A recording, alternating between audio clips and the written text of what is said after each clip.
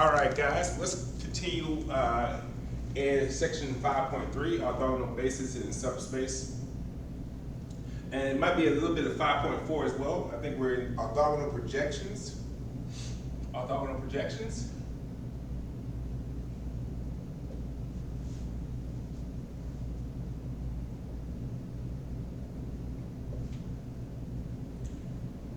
Now, you guys probably remember we talked about orthogonal projections onto so we can have an orthogonal projection of a vector onto another vector.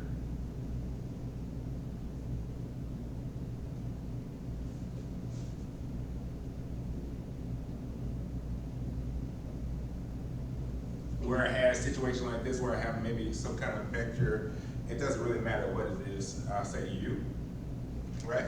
Then I had another vector, v. There's v. And then I had a projection of v onto u.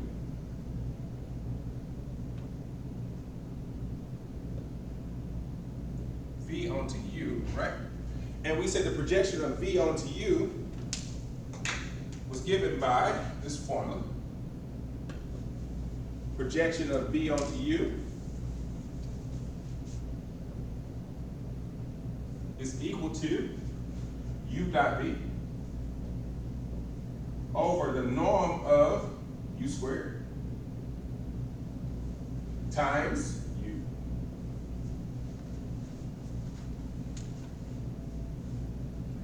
And essentially me projecting a vector onto another vector. What I want to do is I want to project essentially a vector onto a subspace.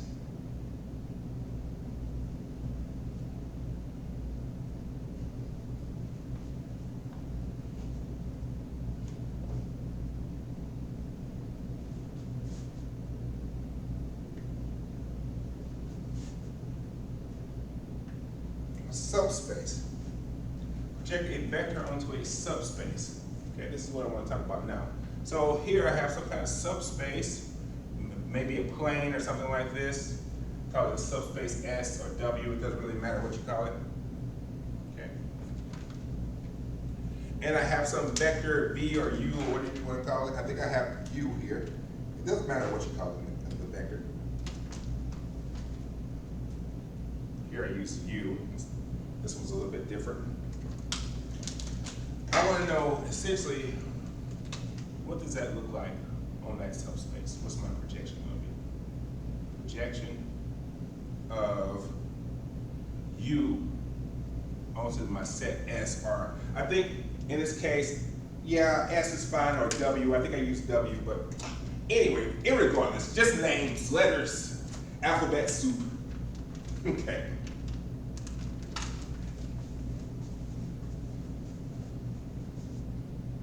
So here it is. Let's talk about projecting a vector onto a subspace. If V1, V2, through VR is an orthogonal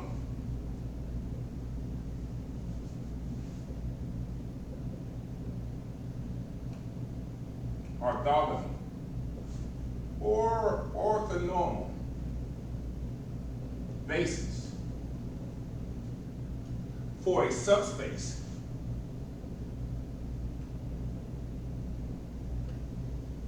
W in Rn.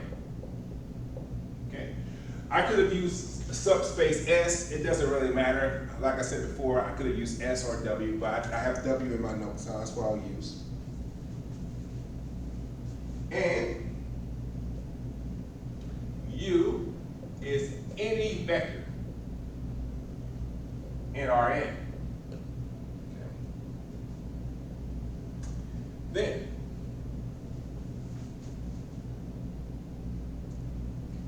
the projection, then the orthogonal projection.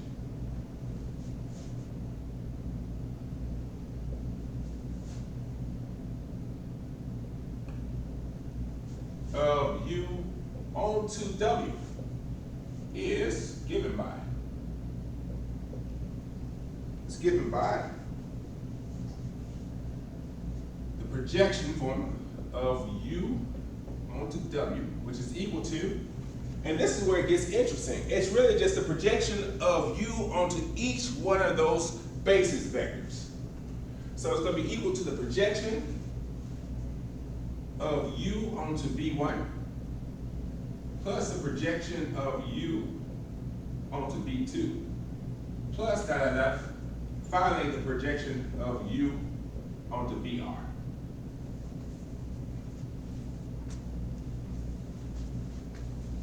And I need my symbol for the arrow for U right here.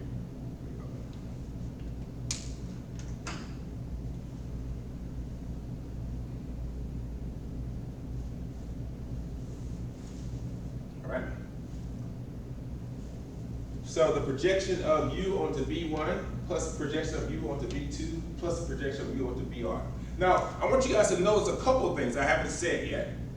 Notice that B1, this set of vectors, has to be an orthogonal or orthonormal basis. It has to be an orthogonal or orthonormal basis. So if I don't have an orthogonal or orthonormal basis, I need to get one before I can use this formula, okay? So if I don't have an orthogonal or orthonormal basis for W, I need to find one first. Then I can use this projection of U onto W formula, okay? If I don't have an orthogonal or orthonormal basis, then this formula does not work, okay? It won't give you the right thing. You might get something, but it will be wrong, okay?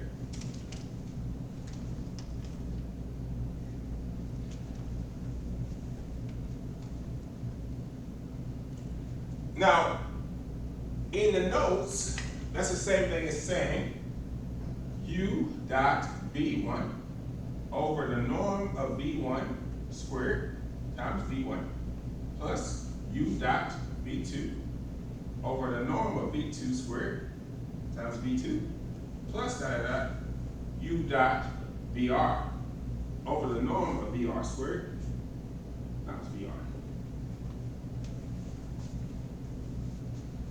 So this is what we have here. Notice that if it is a orthonormal basis, right, then this will just be 1 at the bottom. If it's a orthogonal basis, then we just have some kind of fraction that we end up with there at the bottom.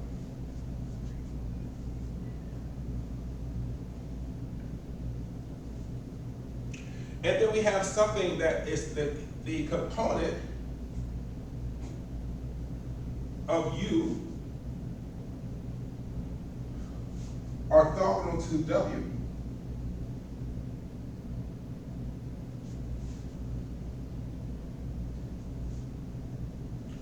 To W is given by this. It's called the perp. Perp of U of W, which is equal to U minus the projection of U onto W. Now, some of you guys are asking, what in the world is the perp? Well, it's the part of the projection, the part of U that is not the part of the projection. I should say it like that. It's this guy here that is orthogonal. I need a blue here. Where's my blue? I don't think I said that right. It's going to be the part that is orthogonal to my subspace. There we go. Perp of U, W. This guy is right here. It's going to be the orthogonal to my subspace part.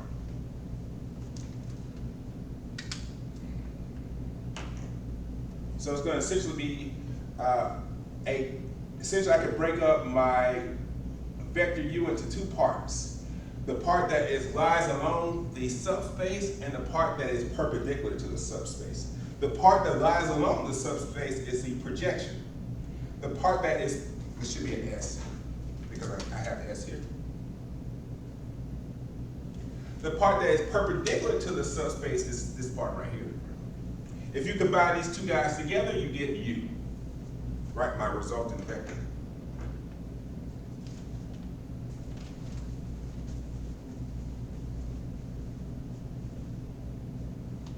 All right, let's do an example.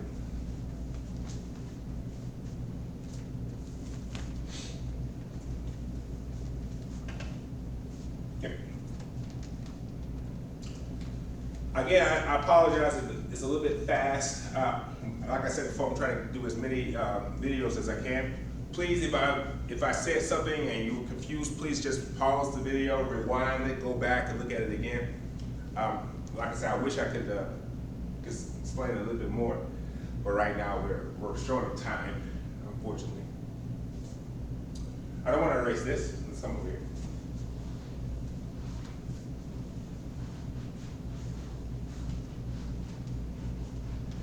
I'd rather take my time and talk a little bit slower, let you guys marinate on it a little bit more. But at least this is recorded, so you have a chance to go back and look at it later, which is a good thing. It's a good thing. Let's look at an example.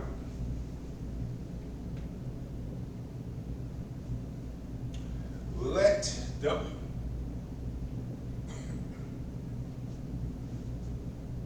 be a subspace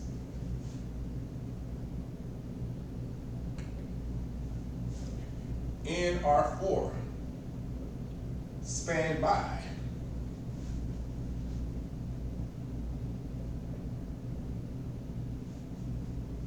I have this set of vectors 5, 0, 0, 0, 0, 1, 0, negative 1, 0, 1, 0, 1.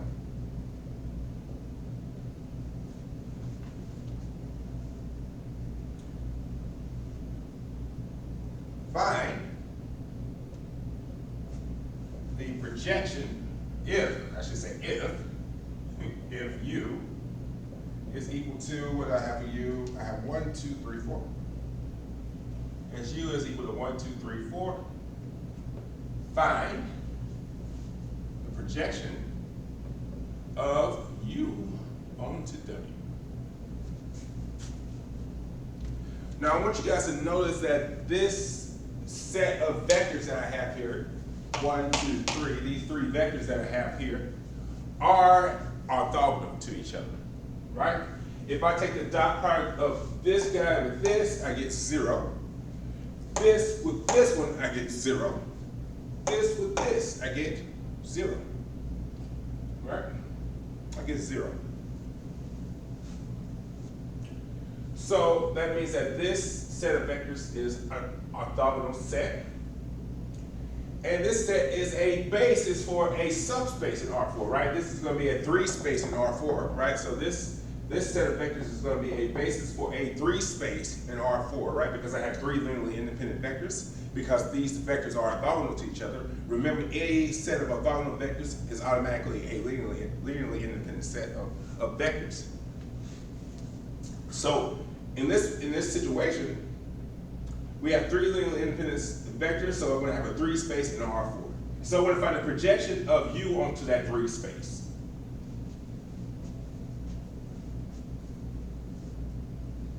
Okay, the projection of U onto that 3 space.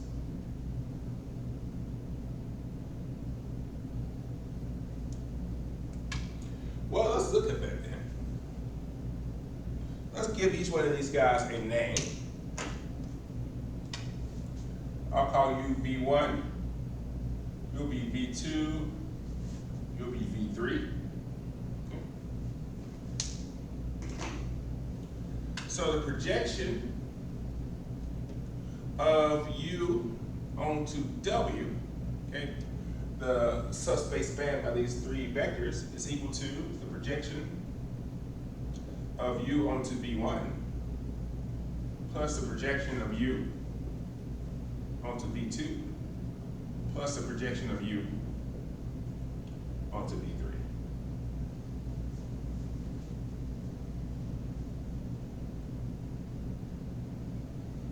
Okay, that's what I have.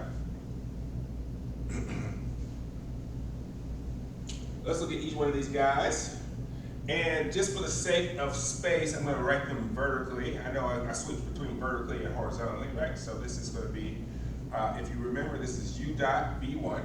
If you look over there, U dot V1. So I'm going to do U, which is 1, 2, 3, 4, dotted with V1, 1, 2, 3, 4.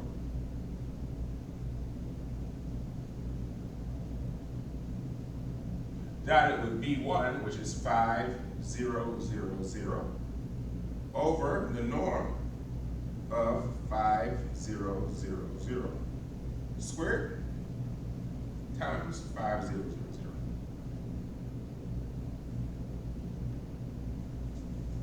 Okay. Plus, the next one is U dot V2, right? Just looking at this one, U dot V2, so U. 1, 2, 3, 4, dotted with V2, which is 0, 1, 0, negative 1, over the norm of 1, 0, 0, 1, negative 1. 0, 1, 0, negative 1.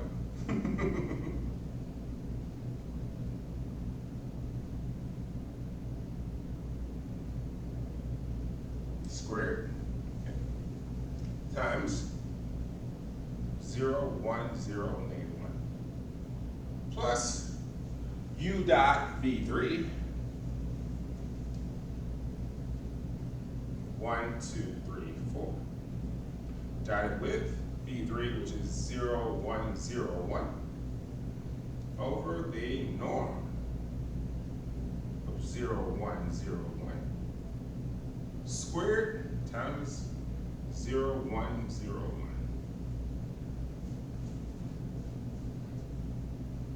Okay. Here's our guy. That looks nasty, but it's not too bad. If you work that out, right, and you simplify that, you work it out and you simplify it, what you're going to end up with at the end of it is, if I have it, let me see, where is it?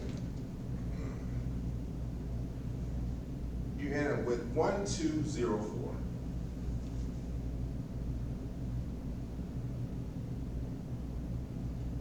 1, 2, 0, 4. So that's my answer, right? Take the dot products of this guy, multiply them, add them together. We end up with 1, 2, 0, 4. Final answer.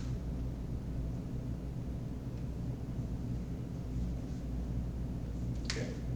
Do you guys remember how to find the projection? So I find the projection of this one. It's going to give me a vector, right? Add it to the projection of this one. Add it to the projection of this one. And so I have a vector plus a vector plus a vector. I should end up with 1, 2, 0, 4. Okay. 1, 2, 0,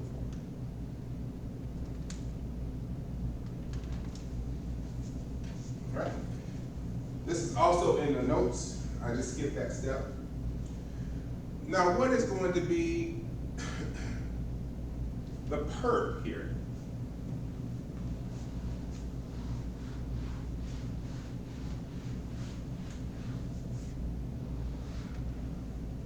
So we know what the projection is. What's the perp?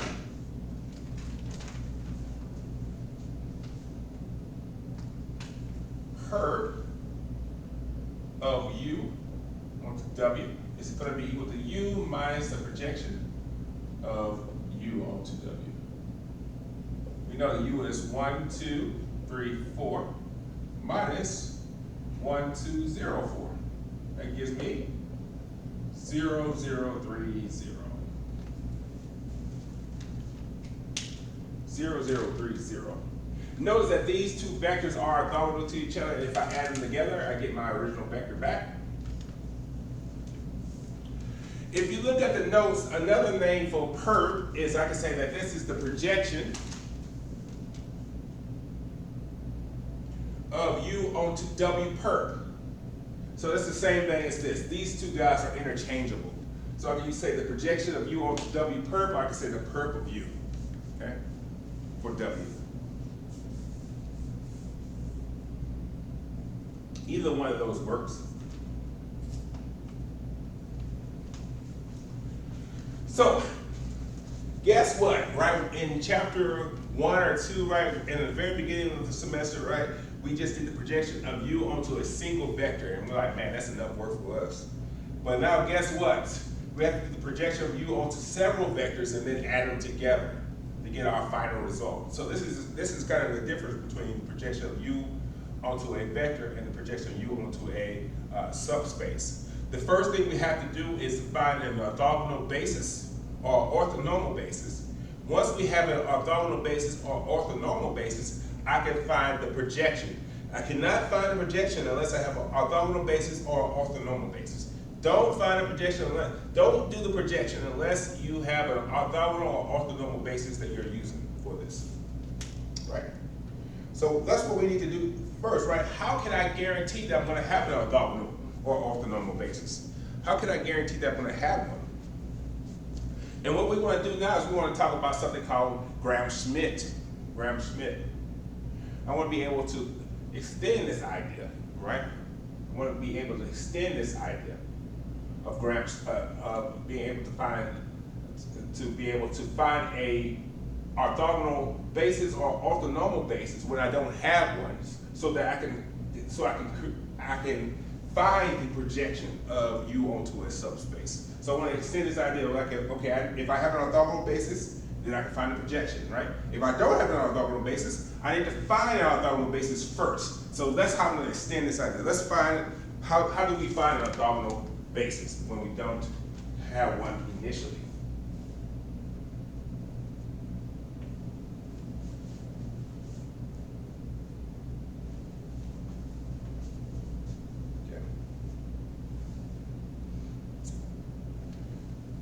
So we're going to introduce something called the Schmidt process. Schmidt.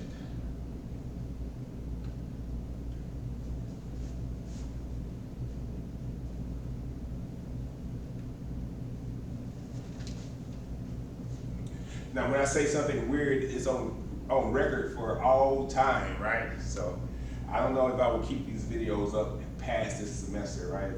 Depending on how many errors I make whenever I'm talking. Again, you guys have to forgive me, I'm a little bit tired. So here is what the Schmidt process says. The Schmidt process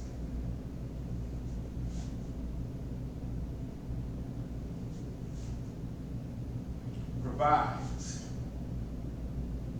a method to produce an orthogonal basis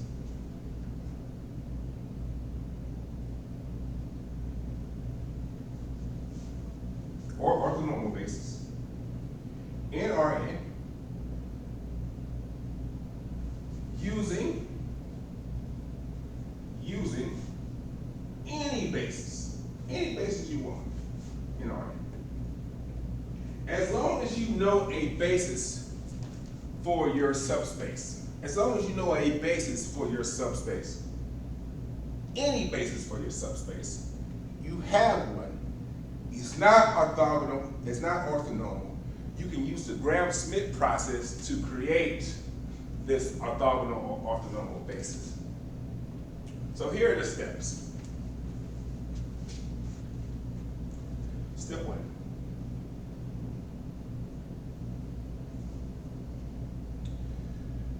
Let B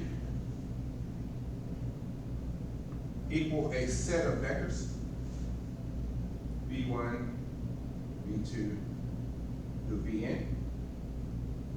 Be any basis for Rn. And like I said before, this could be a basis for a subspace of Rn, right? It's just kind of standard to do a basis for Rn, but you don't have to do a basis for Rn, you can do a basis for a subspace of Rn, right? Well, it's the same process. Step 2.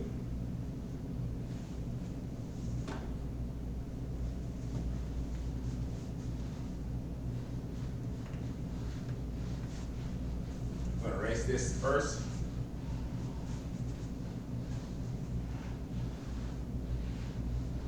I want to save as much space as I can. This is kind of a big thing. Step 2.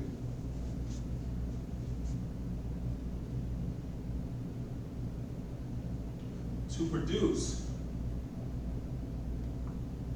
an orthogonal basis.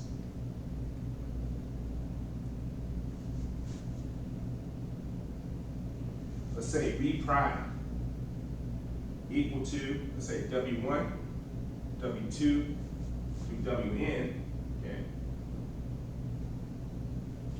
let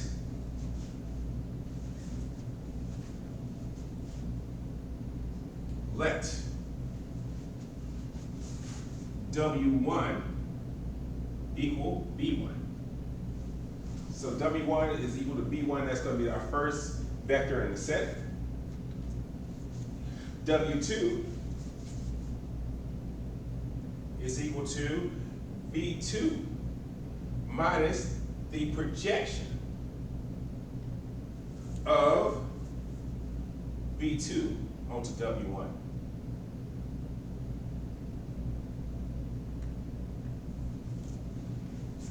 W2 is going to be equal to B2 minus the projection of B2 onto W1. This essentially is going to give you the vector that is perpendicular to the subspace W1, right? So you think of this as a subspace. So it's going to give you the vector that is perpendicular. The part of B2 that is perpendicular to W1 is what we're going to get here. Let me do one more. W3 is equal to B3 minus the projection of B3 onto W1 and W2. So this is going to give you the part of V3 that is orthogonal to both W1 and W2. This is what this is going to do.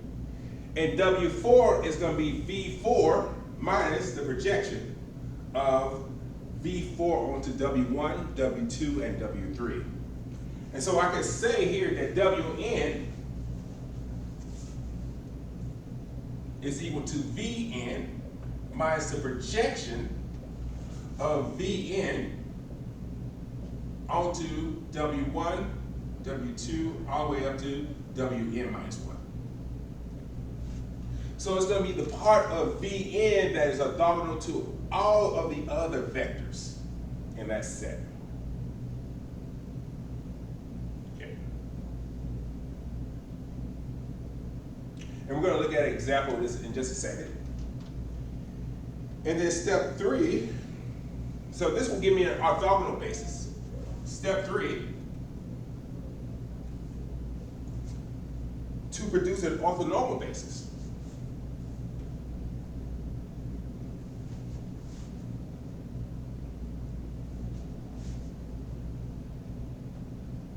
B double prime.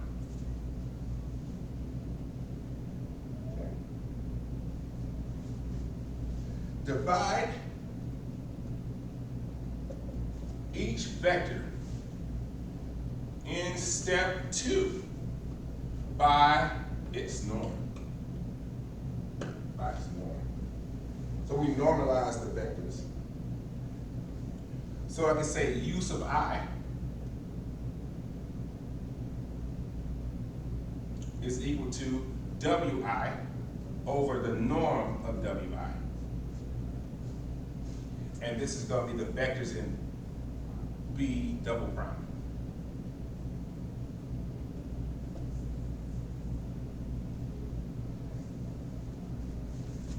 Okay. So step one is the one that is always given to you on a test or on a quiz, right? I give you a basis, a set of basis vectors, okay? So step 1 is you usually don't have to do for a test or quiz. Where it becomes more interesting, where it's not interesting, what you have to do is step 2 or step 3. Step 2, once you have, when I give you the basis vector, I want you to find either the orthogonal basis or the orthonormal basis. Step 2 to get the orthogonal basis. Step 3 will give you the orthonormal basis, right? And that's enough. In real life, right, you're not given the basis. You have to find the basis first. Find the basis first, and then apply Schmidt. But here I give it to you. I'm going to give it to you right now. Right this instance. Right this instant. Let's look at an example.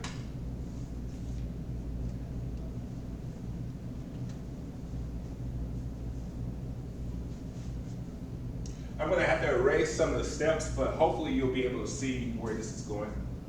and you'll refer to the notes. Or if you're taking notes, you'll be able to refer to your notes when I do these problems. Okay, here it is. Let B equal to, here I have 1, 1, 1, 0, 1, 1, 0, 0, 1, be a basis for R3. Find an orthogonal basis.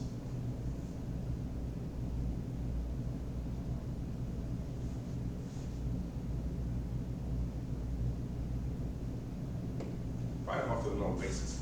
I want to find an orthogonal basis using Schmidt. I want to find an orthogonal basis using the Schmidt process. All right, this is what I want to do.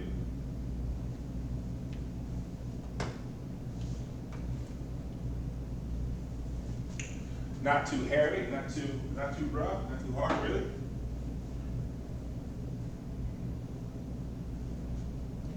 Let's give these vectors a name.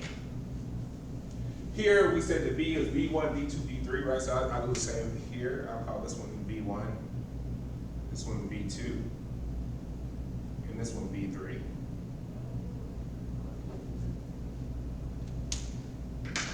Like I said before, step one is actually already done, right? Step one is I need to find a basis for R3, and they give me one. This is a basis. This is a set of 3 linearly independent vectors. Okay? Step one is done, so step 2 is where we want to start. Step 2.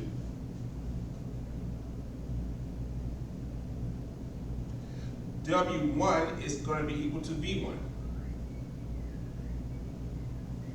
Simple enough.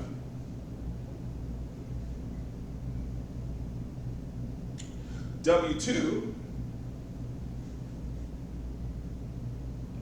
is going to be equal to V2.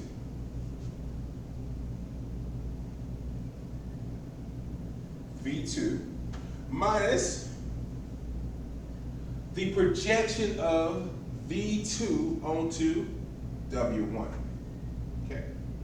Now that's going to be, I'm going to write it here, minus, here I'm going to have V2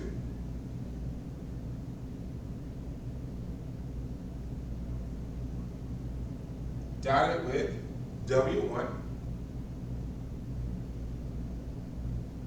divided by the norm of W1 squared times W1.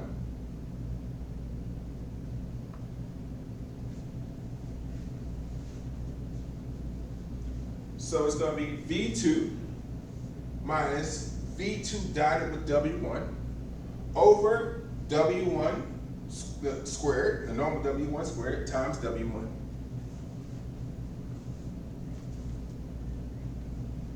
What do you get when you do that? I got, when I did this, negative 2/3, 1/3, and 1/3.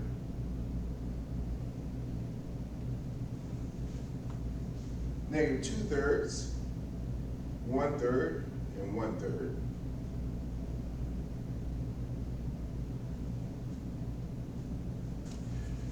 Now that I have this, I can find W3, right? So let's do that. Let's come over here. Where's my eraser?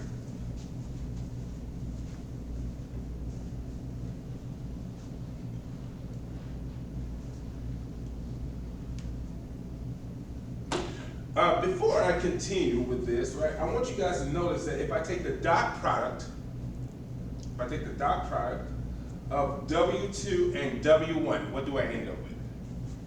When I take the dot product of W2 and W1, I end up with 0, right? I end up with 0, which is exactly what I want to happen. I want that W1 and W2 are orthogonal to each other. And they are indeed orthogonal to each other, which makes me extremely happy. W3 Well, W3 is going to be equal to V3. Here I have 0, 0, 1 minus, it's going to be the projection of V3, the projection of V3, I'm going to actually write that, the projection of V3 onto W1 minus the projection of V3 onto W2. This is what we mean by this statement, right? I'm looking at the projection of V3 onto W1 and the projection of V3 onto W2, okay? And we're minusing them both, right? Because we want to have the resulting vector be perpendicular to both W1 and to W2. So let's plug that in.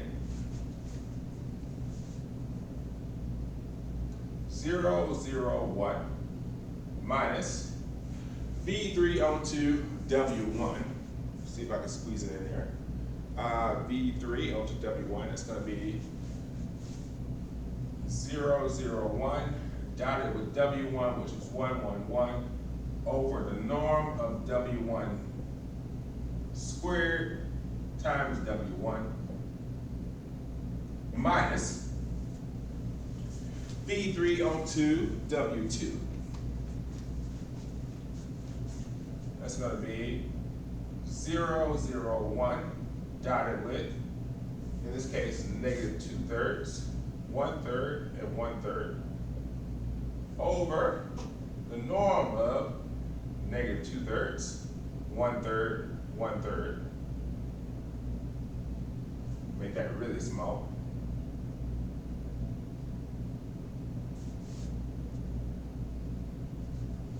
Negative 2/3, 1/3, 1/3 squared times negative 2/3, 1/3, 1/3. You can make this problem a little bit easier by multiplying W2 by 3 first. So you get negative 2, 1, and 1, and using that instead of this fraction. But either way, whichever way you do it, you're going to get the same exact, you're not going to get the same exact answer, but that set of vectors will be orthogonal. And so what do you get when you do this, when you work this out?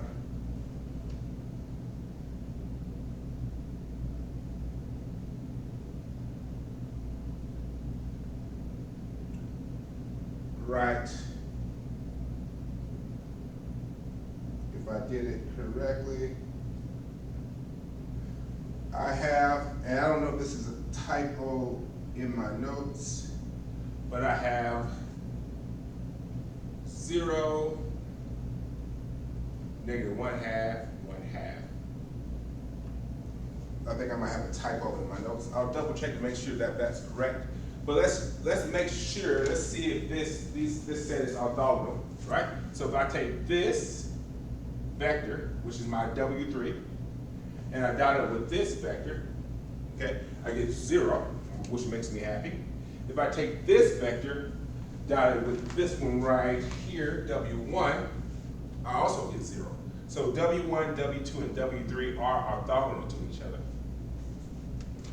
And I know that this is a lot to keep track of.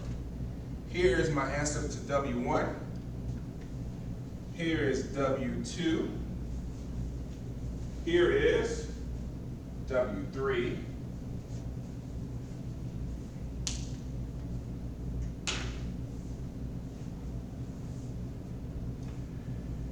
And that completes step 3. I have it on an orthogonal basis. I'm going to put that all together.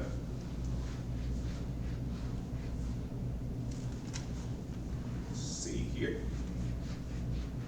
Put them all together. Gather them together as a family. B prime, my orthogonal set. It's going to be 1, 1, 1.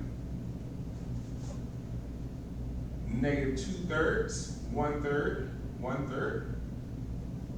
And finally I have 0, negative 1/2, and 1/2. Now what I was saying before is that this is an orthogonal set. But if I wanted to make this a little bit nicer, I can multiply to get rid of this fraction, I can multiply this one by 3 and this one by 2. So if I wanted to, I can write this as, instead, b prime is equal to 1, 1, 1, negative 2, 1, 1, and the last one would be 0, negative 1, 1. Right? And personally, I like this one better, right? There's no fractions. That makes me extremely happy. And it makes me happier because once I get to the next part, right, when I want to find the orthonormal basis, then it makes finding the norm of this one a lot easier than the norm of that one over there. Okay? So I'm going to actually use this set right here. This is going to be the set I use.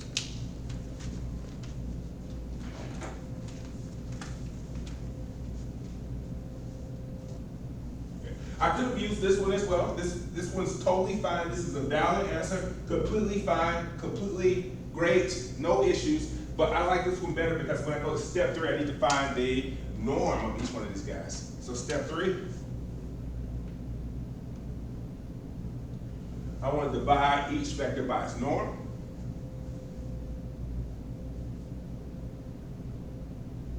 So let's do that. So what's the norm of 1, 1, 1?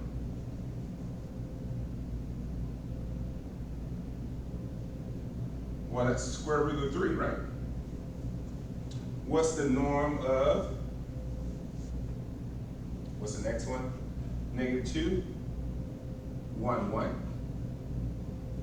And I think that's, what's that? 4 plus 1 plus 1, the square root of 6. And what's the norm of 0, negative 1, 1?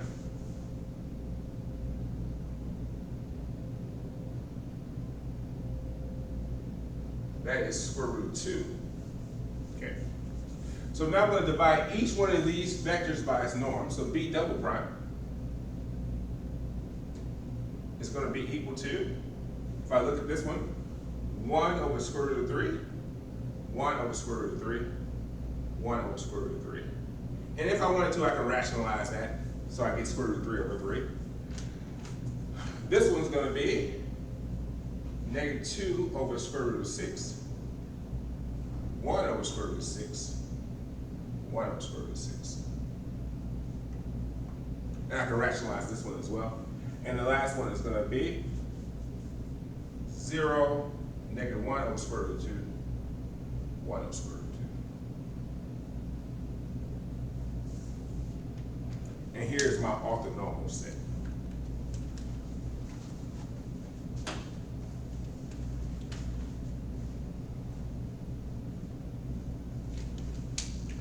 So here I have my orthogonal basis.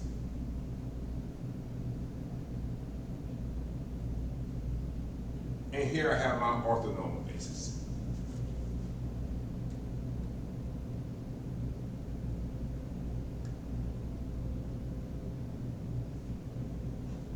Now the question that most students have is, does it matter what order I do Gram-Schmidt? The order in which I use the vectors for Gram-Schmidt. So if I were to change the order of B1, B2, and B3, would that change the set of vectors I end up with at the end of Gram-Schmidt? And the answer is yes, it will. So make sure that you do Gram-Schmidt in the order in which the vectors are given to you, right? So assume that if I give you these vectors in the order that I have them, that's the order I want you to do them in, okay? So if this is not a class, then you can do you can use any order you want. If it's just you doing your own thing and you just want to find an orthogonal basis, right? You can put the vectors in whatever order you want. But on a test, on a quiz, I want you to make sure that you put the vectors and you do Gram-Schmidt in the order in which I have them set up. Okay. And I think that is it for today. And we'll pick up next time with some other interesting stuff.